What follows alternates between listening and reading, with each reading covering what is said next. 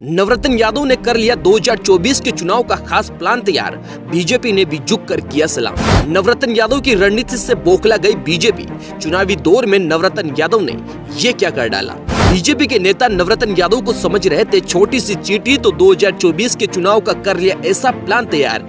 गुल हो गई बीजेपी की सीटी बिट्टी। एक हाथी में और एक चींटी में बहुत फर्क होता है। बीजेपी को भी यही लग रहा था कि हम तो हाथी है, हमारा कोई क्या कुछ कर लेगा।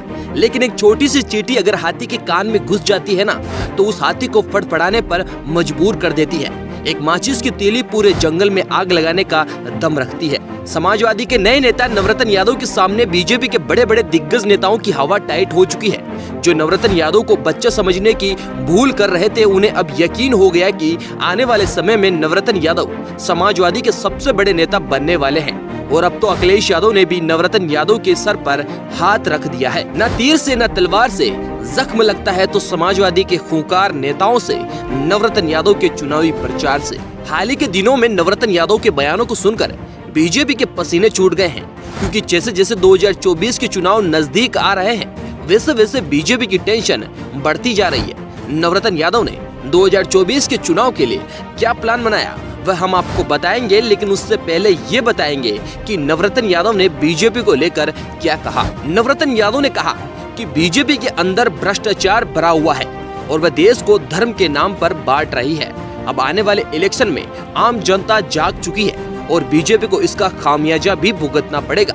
और नवरत्न यादव के इसके आगे कहा कि चुनाव को बैलेट पेपर से कराकर बीजेपी जीत गई है, वरना बीजेपी की क्या हालत है सबको पता है। इस एक बयान से नवरत्न यादव सुर्खियों में छाए हुए हैं।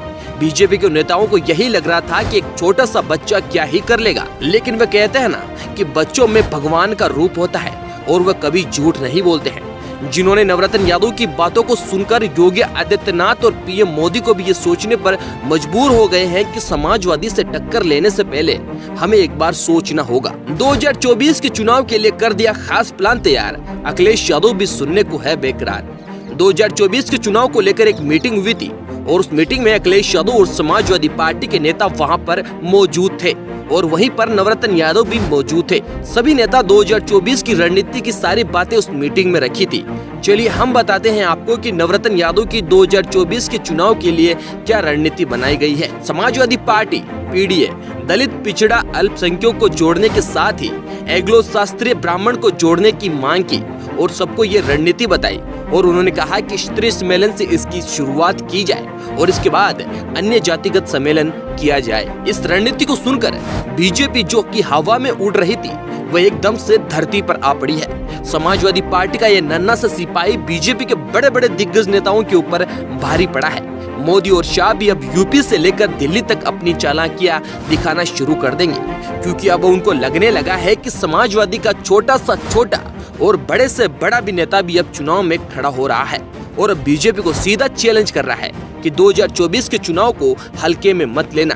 अब देखना ये होगा कि 2024 के चुनाव में कौन सी पार्टी बाजी मार जाएगी। और समाजवादी पार्टी के बारे में आप लोगों का क्या कहना है, कमेंट बॉक्स में अपनी राय जरूर दें और वीडियो को शेयर जरूर कर दें।